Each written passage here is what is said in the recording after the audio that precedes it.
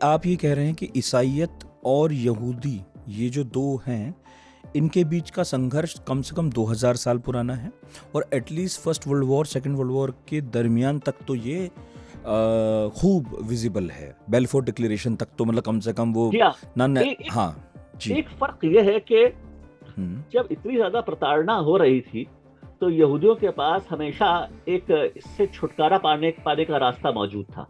वो था धर्म परिवर्तन। वो ईसाई धर्म कबूल कर लेते थे तो प्रताड़ना खत्म हो जाती थी। हमेशा ऐसा नहीं होता था, लेकिन बड़े पैमाने पे ऐसा होता था। मैं कह रहा हूं हमेशा ऐसा नहीं होता था, ये इसलिए कह रहा हूं क्योंकि स्पेन पर 300 बरस अरबों का शासन रहा और जिब्राल्टर पर, जो कि स्पेन के दक्षिण में, उस पर 200 बरस और रहा। तो कुल मिला के 500 बरस आइबेरियन पेनिनसुला में शासन रहा।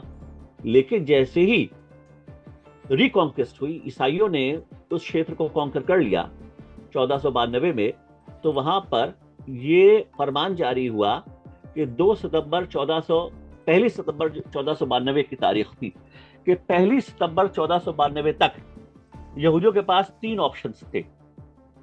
या तो वो ईसाई धर्म कबूल कर लें, यहूदियों और मुसलमानों के सामने 3 ऑप्शंस थे। या तो वो ईसाई धर्म कबूल कर लें, या वो जो हैं देश से बाहर चले जाएं, या वो मौत को स्वीकार कर लें। तो जो